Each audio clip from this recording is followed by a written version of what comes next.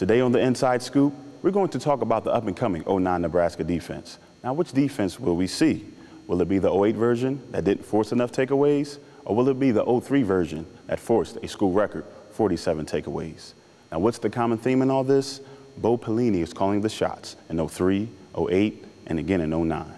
With that being said, let's check out some highlights of the '03 Nebraska defense. I'm Pippens, and this is the Inside Scoop. Return, another throw for Adam Barman, flushed out of the pocket to the left 30, throws the football, and it is picked off by Pippens at the 41-yard line. Dustin Allman rolls the pocket. Can they hit a home run here? Going to the end zone. It is intercepted.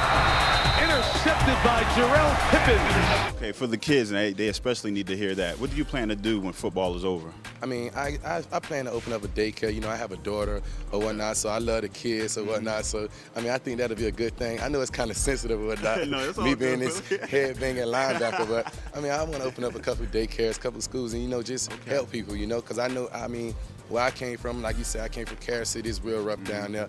I mean, I just want to help people, help kids, and show them. You ended at Union College with 150 tackles, 12 and a half sacks, 19 and a half behind the line of scrimmage. Yeah. Now, for our viewers, 19 and a half, that's very good. That means no yardage. So I see you smiling, Willie. So there's no question about your talent level. Now, in modern-day football, these rookies are getting a ton of money up front. Matthew Stafford, $41 million. He's a Georgia guy.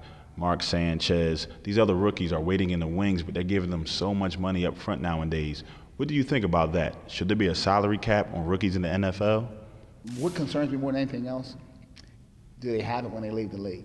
That's the thing that bothers me more than anything else. I don't begrudge them anything that they can get is fantastic. Again, it's all relative. I guess making $100,000 back in the 60s and 70s was big time compared to what everybody else is getting. Your background is pretty interesting. You were an accomplished football player once upon a time. Now, your high school teammates included Jerome Bennis, Pittsburgh Steeler great, former nose tackle for the Green Bay Packers, Gilbert Brown. What was it like playing with those guys in high school? It was great playing with him. It was great playing with him.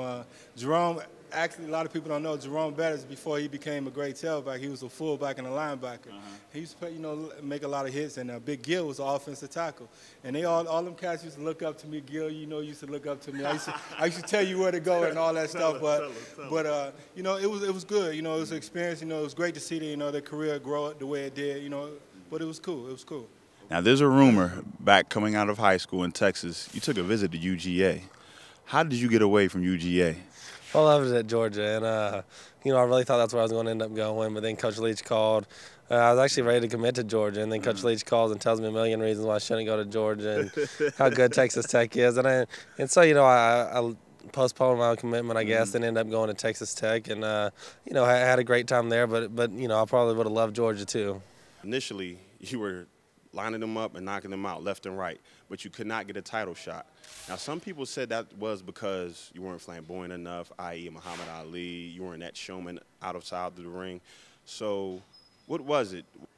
If I succeed, it's going to be for me. It's going to be because I worked my behind off. And if I fail, it's going to be because I didn't work hard enough. You know, but it would never, ever be because somebody else stopped me from achieving my goals. So in my mind, it was just, you just keep winning, and everything else will work itself out. Word to the wise for you young athletes, you listen to that. I hope you enjoyed that footage. Feel free to reach me by phone or via email. I'm Pippens, and that's my demo reel.